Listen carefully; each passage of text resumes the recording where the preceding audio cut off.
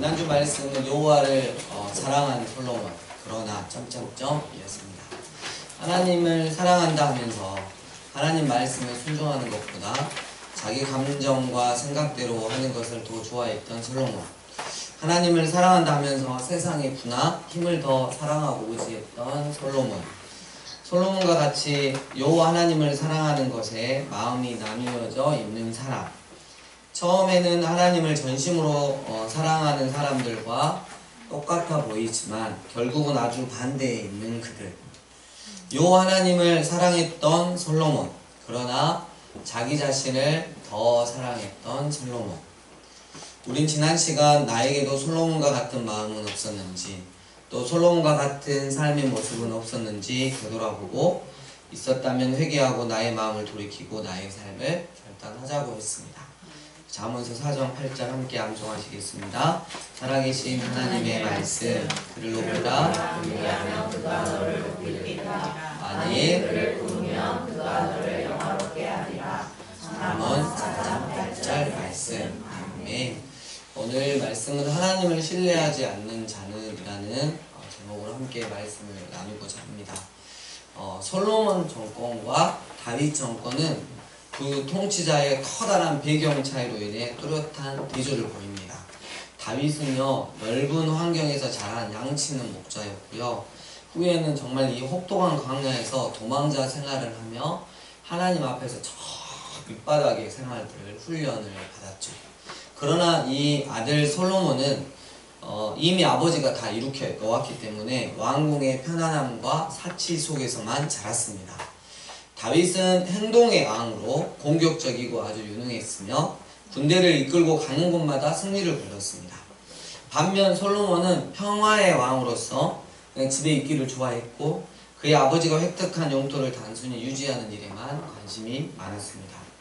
솔로몬은 분명 아버지로부터 물려받은 왕국의 경제력을 극대화할 수 있는 아주 똑똑한 인물이었습니다. 하지만 다른 분야에서는 무분별과 무절제를 드러내 그의 죽음과 함께 이스라엘 왕국의 분열을 반으로 쪼개는 분열을 촉진했습니다. 다윗 왕궁은 정부가 필요로 하는 이상으로 크지 않았지만 솔로몬의 왕궁은 그의 허영심을 충족시켜 줄 만큼 지나치게 사치스러웠습니다.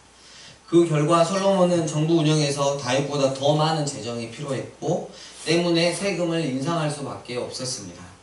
솔로몬도 분명 경건한 신앙인으로 출발을 했지만 이내 하나님과의 관계를 제대로 유지하지 못하고 사악한 길에 빠져 악의 씨앗을 뿌린 삶이 되고 말았습니다. 솔로몬은 분명 능력 있는 왕이었습니다. 그의 집권 기간 동안 나라는 부강했고 비록 집권 말기로 가면서 세금과 노동의 부담이 늘어나 불만이 백성들에게 이렇게 생겨났지만 대체로 백성들은 평안한 삶을 누렸습니다. 하지만 종교적으로 볼 때 솔로몬은 하나님의 미움을 사게 되었습니다.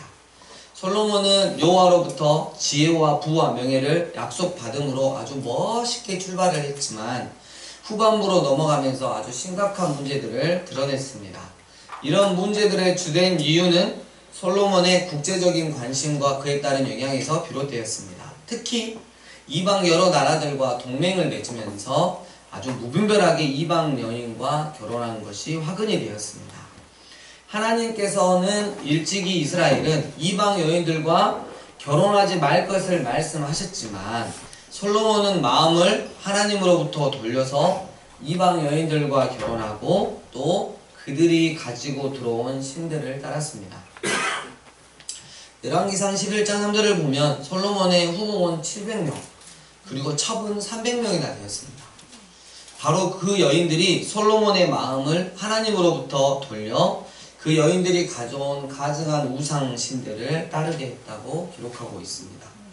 하나님의 영광이 가득해야만 했던 예루살렘은 이제 모든 나라 우상들의 전시관이 되고 마찬가지로 하나님의 영광이 가득해야만 하는 이 교회가 온갖 자기 사랑을 하는 그 사랑으로부터 시작해서 자기 우상으로부터 시작해서 온갖 우상들이 판치는 곳이 되게 했다 라는 것입니다. 이에 하나님께서 솔로몬에게 진노하십니다. 하나님께서 일찍이 2번이나 솔로몬에게 나타나시고 이 일에 대해서 명령하사 다른 신을 따르지 말라 하셨으나 솔로몬은 명령을 지키지 않았어요. 하나님께서 그래서 솔로몬에게 말씀하십니다. 네가 내 언약과 내가 너에게 명령한 법도를 지키지 아니하였으니 내가 반드시 이 나라를 내게서 빼앗아 네 신하에게 주리라. 다만 이 나라를 다 빼앗지 아니하고 내 종 다윗과 내가 택한 예루살렘을 위하여 한 지파를 내 아들에게 주리라. 그러니까 다윗, 아버지 다윗하고 하나님이 언약 때문에 완전히 멸망을 안 시킨 거죠. 근데 10지파가 넘어가 버린 거잖아요. 솔로몬의 신앙적 변절이 언제부터 시작되었는가는 분명하지 않지만 아마도 성전을 완공하고 봉헌하는 시점인 제2 한 11년까지는 아주 심각한 변절은 없었던 것 같습니다. 하지만 그 이후에 솔로몬은 아주 급격하게 타락했는데요. 그럼에도 죽기 전에는 자기가 하나님 앞에 저지른 죄악들을 깨닫고 하나님께 돌이켰고 그런 신앙의 여정을 자신이 기록한 전도서에 잘 기록했습니다. 전도서 11장 9절 10절 보면 청년이여 내 어린 때를 즐거워하며 내 청년의 날들을 마음에 기뻐하여 마음에 원하는 길들과 내 눈이 보이는 대로 행하라. 그러나 하나님이 이 모든 일로 말미암아 너를 심판하실 줄 알라. 그런즉 근심이 내 마음에서 떠나게 하며 악이 내 몸에서 물러가게 하라. 어릴 때와 검은 머리의 시절이 다 헛되니라. 이렇게 솔로몬이 전도서를 통해서 회개하고 돌아와서 이런 이야기를 하죠. 우리는 대답을 하죠. 지는 놀고 다 놀고 회개해놓고 우리는 놀지도 못하게 해요. 청년들이 그래요. 청년들이 억울한 거, 세상 거 아직 못 즐겼습니다. 여러분 근데 세상 거 너무 즐기면 나중에 내 죄의 문신만 남지 안 좋더라고요. 안 즐기는 게 더 나을 것 같아요. 할렐루야. 네. 다음 세대 아이들 잘 기억하라고. 솔로몬은 신앙의 변절에 대해 하나님으로부터 아주 무서운 경고를 받았습니다. 그러나 경고에 대해 솔로몬이 반응하지 않자 하나님이 3명의 대적자를 세워서 솔로몬을 징계하십니다. 첫 번째로 에돔의 하닷이에요. 에돔은 요단강 요단강 건너편에서 남동쪽 위치했는데 우리나라로 말하면 딱 그냥 일본 정도의 위치라고 생각하시면 됩니다. 이 에돔의 이 하닷의 활동으로 인해 솔로몬 제국의 남쪽이 아주 확연하게 줄어들었습니다. 하닷은 다윗 시대에 요압이 에돔을 정복하고 큰 사륙을 자행했을 때 에돔 생가 중 아주 유일하게 생존한 왕손이었습니다. 그는 이후에 애굽으로 망명했고 다윗과 요압이 죽었다는 소식을 듣자마자 애굽으로 돌아와 당시 솔로몬 제국의 영향권에 있던 에돔 지역의 우두머리가 되었습니다. 하닷은 이전에 요압이 에돔 백성에게 저지른 잔혹한 행위를 기억하며 이제는 이스라엘의 대적자가 되었고 아주 솔로몬에게 귀찮은 문제거리를 안겨주었습니다. 두 번째로는 북으로 쭉 올라가면 지금으로 말하면 시리아죠. 이 다메섹의 르손입니다. 르손으로 인해 솔로몬 제국의 또 북쪽 지배가 또 아주 크게 줄어들었습니다. 르손은 이전에 다윗이 물리친 바 있는 소바와 하다데셀을 섬기던 신하 중 한 명이었어요. 하지만 하다데셀이 다윗과의 전투에서 패하고 세력이 약해지자 그 틈을 이용해 다메섹에서 왕이 됩니다. 그는 점차 지위와 세력을 확대해 솔로몬에게 아주 심각한 위협이 되었고 이후 분열왕국 시대에는 상황이 역전돼가지고 이스라엘이 다메섹 왕에게 조공을 아예 바치는 지경에 이르게 됩니다. 그리고 세 번째로 오늘 본문 말씀의 아주 주인공이 되는 여로보암입니다. 훗날 북이스라엘의 첫 번째 왕이 될 여로보암. 유능했던 여로보암은 일찌감치 솔로몬의 눈에 띄어 요셉 지파의 노역 감독으로 일했습니다. 이런 여로보암에게 어느 날 실로 출신인 선지자 아이야가 하나님의 선지자인 아이야가 나타나서 여로보암이 가던 길을 딱 막고 새 옷을 12조각으로 찢고 그중 10조각을 취하도록 했습니다. 이것은 솔로몬이 죽은 후에 여로보암이 통치하게 될 10지파, 이스라엘의 12지파 중에 10지파를 상징했습니다. 하지만 이 일이 발각되면서 여로보암은 솔로몬이 죽을 때까지 애굽에서 망명 생활을 해야 했습니다.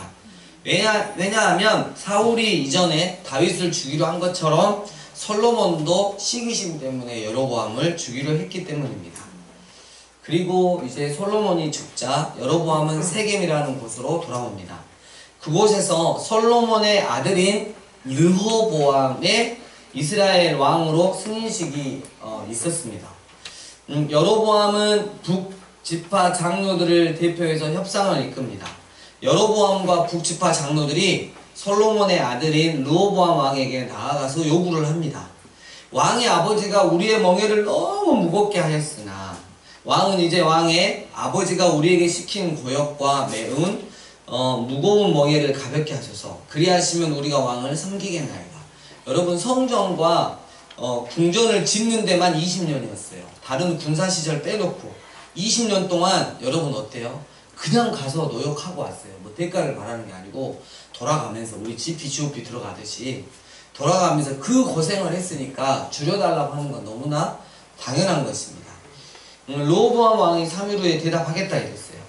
솔로몬 생전에 그 앞에 모셨던 노인들의 그 지혜자들과 의논을 합니다. 그 노인들이 어떻게 이야기를 하냐면 그렇게 해 주십시오. 그러면 그들이 영원히 왕의 종이 될 것입니다. 그리고 그 노인들의 이야기를 한번 듣고 그 다음에 자기와 함께 자란 어린 사람들과 의논을 하는데 이 어린 사람들이 야, 너희의 멍에를 더욱더 무겁게 할 것이다 이렇게 말하고 3일 후 여로보암과 모든 백성이 르호보암 왕에게 나아갔어요. 그래서 무슨 말을 하나 이렇게 보았는데요. 이렇게 이야기를 합니다. 내 아버지는 너희의 멍에를 무겁게 하였으나 나는 너희의 멍에를 더욱 무겁게 하리라. 내 아버지는 채찍으로 너희를 징계하였으나 나는 정갈 채찍으로 너희를 징계하리라.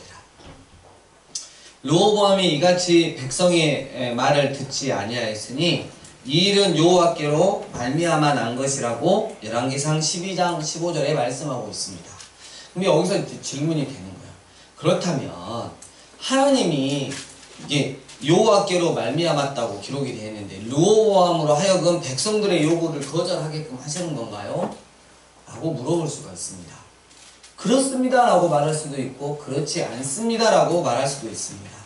왜냐하면 르호보암이 그 같은 결정을 내리도록 하나님이 환경과 상황 속에서 역사하셨다는 관점에서 살펴볼 때는 그렇습니다 라고 대답할 수 있겠지만 결국 르호보암 자신이 왕의 권력에 심취해서 그 같은 결정을 스스로 내렸다는 관점에서 살펴볼 때는 그렇지 않습니다 라고 말할 수 있습니다.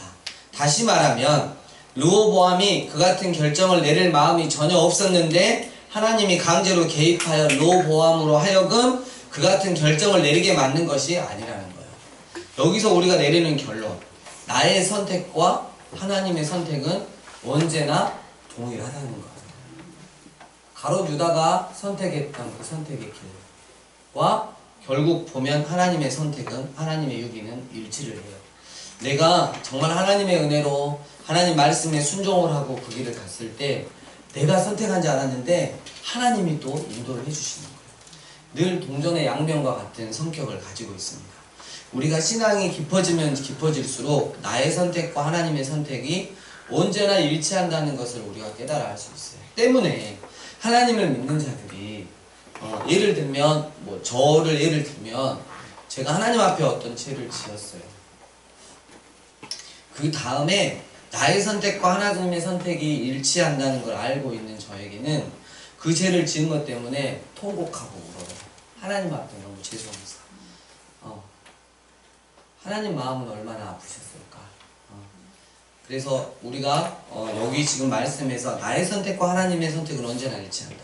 내가 하나님의 기쁘신 뜻을 선택할 때도, 내가 하나님을 반역하는 그런 뜻을 선택할 때도, 하나님은 때때로 은혜로운 예정과 때때로는 날 버려두심, 그것이 두 개 다 공존한다. 나의 믿음으로 어디로 엎어질지 우리가 잘 결단을 해야 할 것입니다. 솔로몬의 아들인 르호보암이 어리석게도 세금과 노역을 줄여달라는 북지파 장로들의 요구를 묵살하는 바람에 여로보암은 고스란히 10개의 북지파를 이끌고 북이스라엘 왕국을 출범하게 됩니다. 새 왕국 건설에 막중한 임무를 부여받은 여로보암이 아주 빠른 시일 내에 국가 체제를 정비한 것을 볼 때 그는 아주 어느 정도 좀 유능한 인물이었던 것 같습니다. 그는 북지파 장로들의 불만을 받아들여 세금을 최소한으로 유지하고 부역을 줄였을 것입니다. 그리고 오늘 본문 여로보암이 착수했던 첫 번째 일은 명백히 방어에 관한 것이었어요. 사실 여로보암 그는 아무도 신뢰하지 않았습니다. 만일 북이스라엘 백성들이, 여러분 성전이 어디에 있죠? 남쪽에 예루살렘에 있잖아요. 이 남쪽에 있는 예루살렘에 있는 여호와의 성전에 제사를 드리고자 하여 올라가면 남쪽에 있는데 왜 내려가면이라고 안 그래요? 왜냐하면 여호와의 성전이기 때문에 항상 올라간다는 표현을 써요. 예, 올라가면 그 백성의 마음이 유다 왕 된 그들의 주 솔로몬의 아들인 르호보암에게로 돌아가서 자신을 죽일 거라고 생각했습니다. 그렇습니다. 여로보암은 앞선 사건들에서 북이스라엘의 장로들과 백성들이 자신에게 보여준 신뢰를 확신하지 못했어요.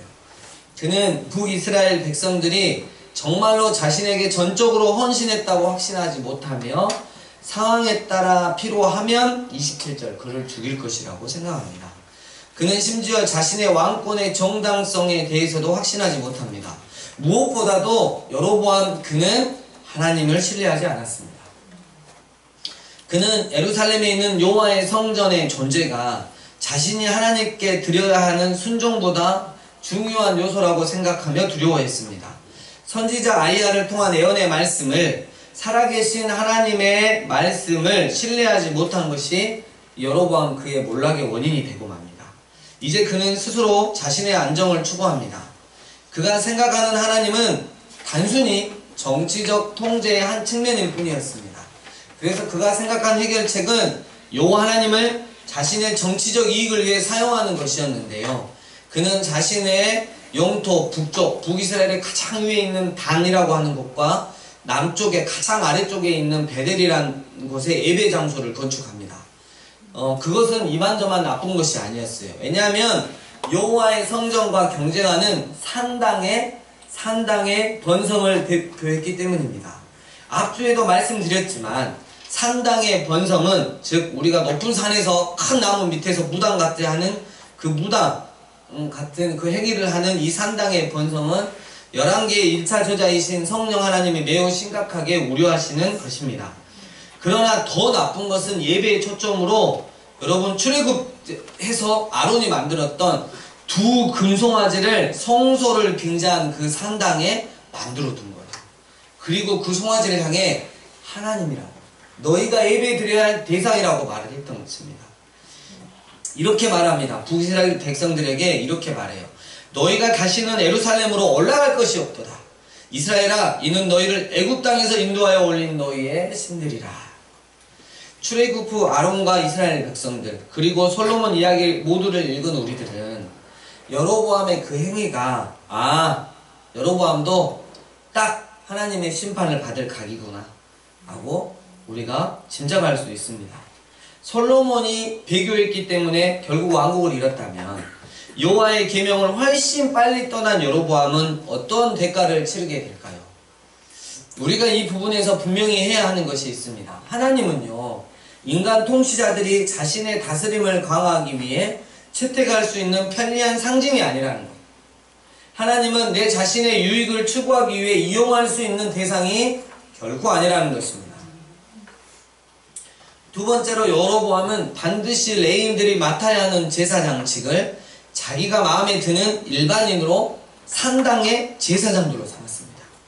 당시 전국 각지에 흩어져 있던 레위인들은 다윗이 율법에 따라 재조직한 것으로 이들은 다윗 왕조에게 충성을 맹세한 데다가 예배는 예루살렘 성전에서 드리는 것만이 정통성이 있다고 주장했습니다. 여로보암은 이런 정치적인 이유로 레위인들을, 북쪽에 있는 레위인들을 남쪽으로 다 추방시켜버렸어요.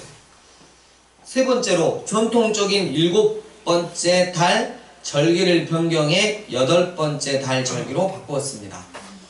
한 달 밀수는데 그게 중요한 게 아니고요. 7번째 달 절기는 여호와의 절기이자 이스라엘의 3대 절기 중 하나인 초막절이에요. 우리가 세고 있는 추수감사절이에요. 자신의 탄탄한 왕권 유지를 위해 남왕국 유다와는 구별되는 북왕국만의 독특한 종교 제도를 수립하고자 했던 여로보암. 근데 그게 결국 하나님의 율법에, 살아계신 하나님의 말씀에 어긋나는 악을 저질렀던 것입니다. 하나님이 초막절, 이스라엘의 광야 생활 40년 동안 하나님이 틀림없이 지켜주셨고, 그리고 한 해 동안 모든 풍성한 수확물을 걷게 하신 그 날을 정해서 하나님 앞에 기뻐하는 주간, 한 주간을 잡아놨는데 그걸 자기 임의대로 한 달을 늦춰버린 거예요. 그러니까 하나님 말씀에 안중에도 없는 거죠. 자기가 왕이니까 하나님 말씀 따위는 변경할 수 있는 거죠. 하나님은 여로보암의 잘못된 사악한 종교 정책을 꾸짖기 위해 남유다에서 무명의 선지자를 보냅니다. 때마침 여로보암은 그 베델 산당에서 세운 제단 곁에 서서 분향하려던 참이었어요. 그 금송아지에게. 제단아. 이때 이제 무명의 선지자가 말합니다. 제단아, 여호와께서 이와 같이 말씀하십니다. 다윗의 집에 요시야라 이름하는 아들을 낳으리니 그가 내 위에 분향하는 산당 제사장을 내 위에 바칠 것이다. 또 다른 사람의 뼈를 내 위에 사르리라. 그 징조로 제단이 갈라질 것이고 구에 있는 죄가 쏟아지리라. 이 말을 했어요. 여로보암 왕이 하나님의 사람이 베델에 있는 제단을 향하여 외쳐 말함을 들을 때 기분이 너무 나쁜 거야. 그래서 제단에서 손을 펴며 명령합니다. 그를 잡으라! 그런데 어찌된 일입니까? 여로보암이 그 하나님의 사람을 향하여 편 손이 말라 다시 거두지 못하게 하셨습니다. 그대로 손이 말라버렸어요. 뿐만 아니라 하나님의 사람이 여호와의 말씀으로 보인 징조대로 제단이 갈라졌고요. 제가 제단에서 쏟아졌습니다. 여로보암 왕이 그렇게 잘난 척하고 자기밖에 모르는 왕이 하나님의 사람에게 가르쳐내요. 네 하나님 여호와께, 자기 하나님도 아니에요 이제. 내 하나님 여호와께 은혜를 구하여 내 손이 다시 성하게 기도하라. 이 하나님의 사람이 어떻게 했을 것 같아요? 싫은데 저는 이랬으면 좋겠는데 기도를 해주니까 전과 같이 되었다는 거예요. 여러분 속이 무드러져도 이게 주의 종의 자세입니다. 열왕기상 13장 33, 34절 함께 읽겠습니다. 열왕기상 13장 33절, 34절 여로보암이 시작. 여로보암이 이후에도 그의 악한 길에서 떠나 돌이키지 아니하고 다시 일반 백성을 산당의 제사장으로 삼되 누구든지 자원하면 그 사람을 산당의 제사장으로 삼았으므로 이 일이 여로보암 집의 죄가 되어 그 집이 땅 위에서 끊어져 멸망하게 됩니다. 이후 여로보암은 아들 아비야가 병들자 오래전에 자신이 왕이 될 것을 예언한 선지자 아이야에게 아내를 보냅니다. 선지자 아이야는 아들이 죽을 것과 함께 여로보암 가문에 임한 무서운 하나님의 징계를 선포했습니다. 14장 10절 11절 그러므로 내가 여로보암 집에 재앙을 내려 여로보암에게 속한 사내는 이스라엘 가운데 메인 자나 노은 자나 다 끊어버리되 거름더미를 쓸어버린 같이 여로보암의 집을 맑게 쓸어버릴지라.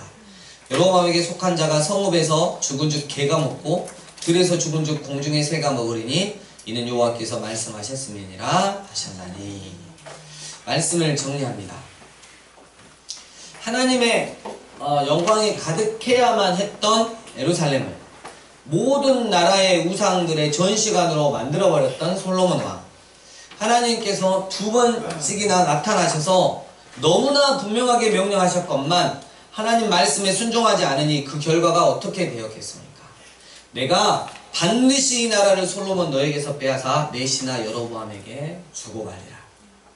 솔로몬 이 말씀 앞에 회개했어야 했지만 사울 왕이 다윗에게 그랬던 것처럼 오히려 여로보암을 주기로 했습니다. 여로보암은 솔로몬 왕이 죽을 때까지 애굽으로 피신했습니다. 솔로몬 아들 르호보암이 왕이 되었습니다. 이스라엘의 장로들과 여로보암은 르호보암 왕에게 나아가 지난 시절 어려움을 호소하고 선처해 줄 것을 호소했습니다. 그러나 르호보암 어리석은 선택을 함으로 이스라엘의 10지파는 따로 나라를 세웠고 그 북이스라엘의 초대왕으로 여로보암을 세웠습니다. 그러나 여로보암 선지자 아이야를 통해 하나님께서 이스라엘의 10지파를 자신에게 주셨음을, 그리고 하나님의 말씀에 순종하여 다스리면 하나님이 함께 하실 것임을 신뢰해야 했건만 사실 그는 하나님을 신뢰하지 않았습니다. 그는 북이스라엘의 장로들과 백성들도 신뢰하지 않았습니다. 분명 하나님의 섭리로 북이스라엘의 왕이 되었건만 이제는 그 자리를 하나님의 방법이 아니라 자신의 생각과 방법으로 유지하기에 급급했습니다. 예루살렘 성전으로 하나님을 예배하러 갔다가 백성들의 마음이 자신에게서 돌아설까봐 북이스라엘 북쪽 경계 지역인 단과 남쪽 경계 지역인 베델에 산당을 세웠고 아론이 그러했던 것처럼 두 금송아지를 만들어 하나님을 대신해서 그것들에게 예배하라고 했습니다. 하나님의 말씀 앞에 바로 서 있었던 레위 제사장들, 그들은 여로보암에게는 가시같은 존재였습니다. 그래서 남유다로 다 쫓아내버리고 자신의 뜻에 맞는 사람이면 누구나 다 산당의 제사장으로 세웠습니다. 그뿐입니까? 여호와의 절기, 광야 40년 동안 하나님의 인도하심과 한 해 동안 주신 모든 곡식과 과일을 주신 하나님께 감사하는 초막절 기간을 자기 마음대로 변경했습니다. 하나님의 말씀이 여로보암에게는 상황에 따라 언제든지 변경할 수 있고 어길 수 있는 것에 불과했던 것입니다. 요 하나님의 계명을 속히 떠난 여로보암, 결국 하나님의 심판의 말씀을 듣게 되고 그것들이 그대로 이루어지고 말았습니다. 사랑하는 강주 삶의 예배인교회 예배자 여러분, 하나님 대신에 자신에게 유익이 될 것 같은 그 무엇을 만들고 그것을 더 신뢰하고 있다. 하나님의 말씀에 의지하여 바른 말을 하는 레위 제사장 같은 믿음의 사람들을 멀리하고 자기 이야기만 잘 들어주는 사람들과 가까이 하고 있다.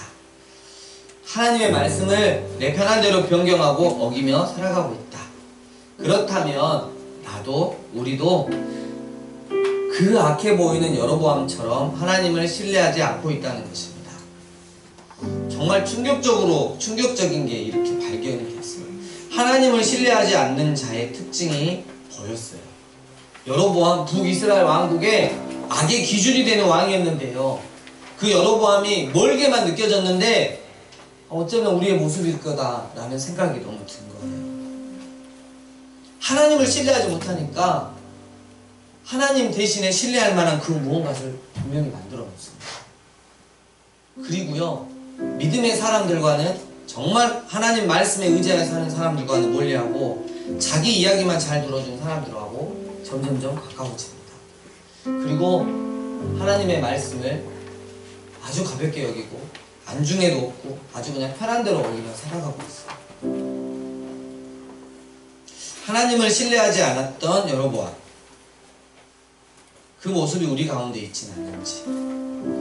우리는 왜 다 아는데 여로보암 같은 모습으로 살아갈 때가 많을까요? 하나님 말고 나를 의지하거나 세상의 그 어떤 것을 의지하고 살아가면 그의 결국이 분명히 살아계신 하나님의 말씀을 통해 성경을 통해서 어떻게 되는지 다 알면서도 우리는 왜 하나님을 전적으로 신뢰하지 않는 것일까요? 하나님을 신뢰하면 왜 불안한 것일까요? 왜 하나님만큼은 믿지 못하는 것일까요? 우리 이번 한 주 하나님을 향한 나의 신뢰도 점수를 좀 높였으면 좋겠어요. 하나님을 향한 우리 교회 공동체의 신뢰도 지수가 100점 만점에 100이 되었으면 저는 정말 좋겠습니다. 이번 한 주 하나님 말고 다른 그 무엇을 만들어 의지하지 맙시다. 늘 믿음의 사람들과 어떻게 하든지 함께 합시다.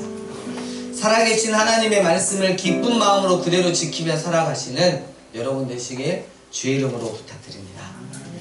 나에게 언제나 신실하신 그 하나님 다시 생각하면서 결단하면서 주님 앞에 기도하며 나아가시겠습니다. 함께 기도하시겠습니다.